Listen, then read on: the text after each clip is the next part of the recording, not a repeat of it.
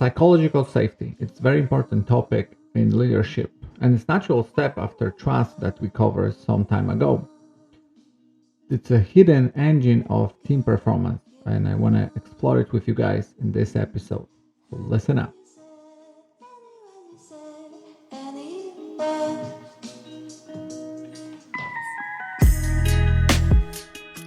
I'm Greg Miścichowski, and this is the Uncover Leadership Podcast. For over 15 years, I've been leading teams, and my mission is simple: to share my experience so you can grow on your own leadership journey. Each episode, I'll bring you some practical tips, real-world insights, and lessons from my path to help guide yours. So listen in. Let's uncover leadership together.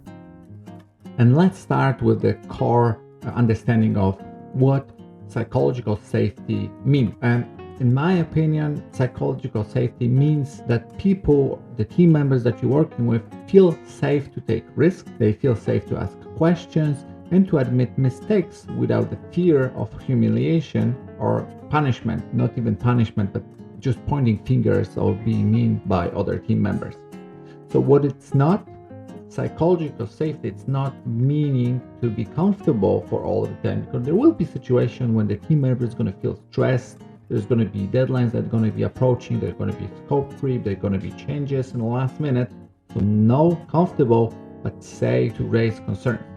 And we want to make sure that it's going to allow the people to show up as themselves. They're going to contribute, they're going to challenge the ideas without fear. They're going to be able to resolve problems, resolve challenges and conflicts faster, more creatively, and it's also going to help the company to retain talent. The people are going to be just wanting to join your team if they're going to know that they can speak up, they can be heard, they can be basically treated as a regular human being. Like, I cannot say any simpler.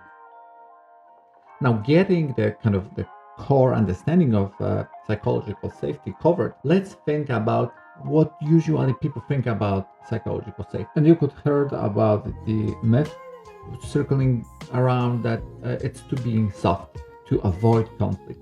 And in reality, it's the opposite. Creating psychological safety means that the conflict can be honest and can be constructive, because conflict is any situation that the team members not getting along. It can be even the solution. We can get different ideas how to resolve customer needs, and getting them together, talking about the solutions, getting creative. They may come up, when you're going to get two people getting two different solutions, they might come up with one, the third one that's going to be much better than two individuals. That's, I hope that break the myth if you heard about it in the past. Now, the other aspect of it, what can happen when there's going to be no psychological safety in your company, in your team, in your space? People will stay silent. I mentioned it talking about trust, right? There's going to be no trust. There's going to be no safety to speak up. So you're not going to hear any great ideas from people, and you're not going to hear the risk that they might notice, because they're not going to care. They're just not going to care, because they rather sit quiet and just bow their heads and do what they need to be pointed out by fingers and asking maybe sometimes uncomfortable questions. And what this can lead to, right? Of course, you're going to get hidden mistakes, and they're going to snowball, and at the very end, it's everything going to break apart. Then we're going to discover what went wrong, and maybe at some point someone's going to say yeah, I was thinking about it. You don't want to get this, because it's going to lead to people just being checked out. What you can do as a leader, and you can do a lot, you can lead by example. You can admit your own mistakes openly. You can show your team members that you are not afraid to admit that you did something wrong, you forgot about something. You show them that it's not a bad thing to own your own mistakes. The next item, the next behavior that you should implement in yourself is to reward curiosity and asking questions. When someone wanted to explore solutions, they want to ask questions about solutions that need to be implemented, why we want to do it, what's going to bring. It's great, right? It's not that they don't want to do it. They just want to better understand the vision of the solution that they're going to build. Reward that. Thank them. Make sure that you're going to recognize their effort to better understand the work that's being done.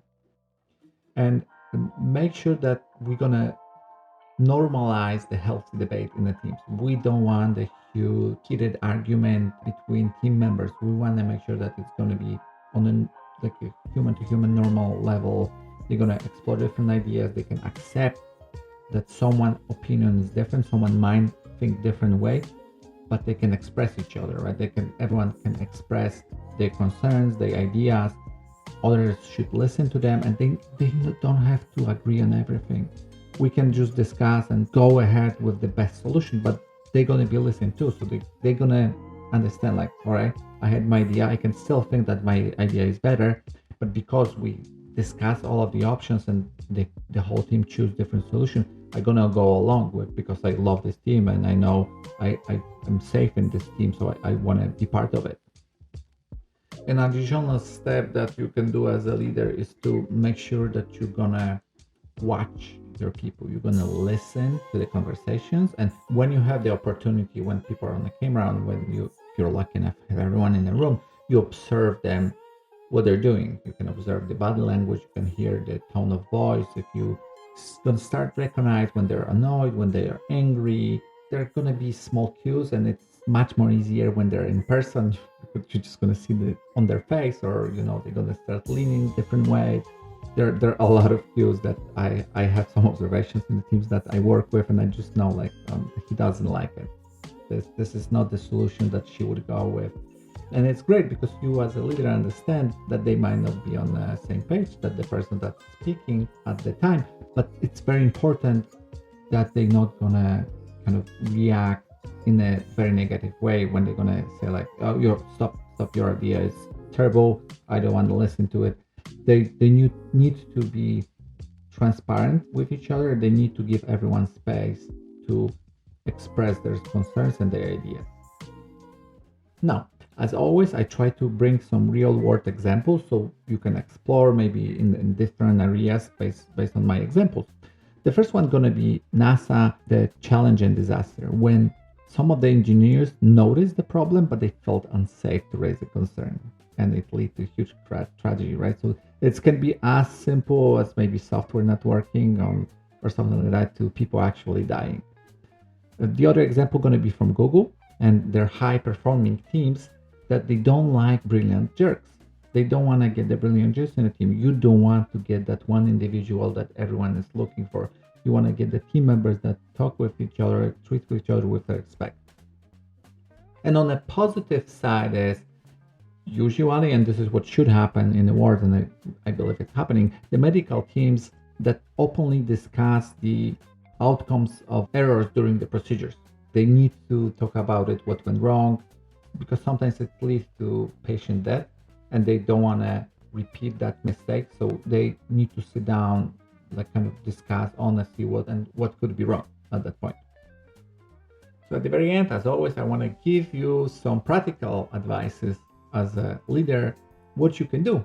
So you need to become an active listener to be able to observe and capture the team dynamics. You need to show them that you're listening.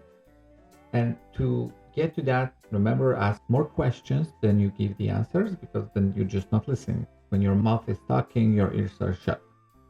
Thank people when they raise concerns, and especially if it's going to be uncomfortable one for you or for work that needs to be done, thank them, because they not doing it of being mean to you or anyone else. They're doing it because they have concerns and they want to make sure they're going to be discussed. Include a question, what did we miss, at the end of conversations, to give the opportunity to people to catch up if they hesitate to speak out before. And let's build the rituals of openness, like agile retrospective, roundtables on just check-ins with the people, how they're feeling. Do they feel listened by the other team members when you have one-on-ones? Do they have any concerns that they were afraid to talk about? Now, I hope that you like this episode. If you did, please follow me on Spotify, Apple Podcasts, or wherever you listen to your podcast, and hope you're going to listen to the next episode. Thank you very much.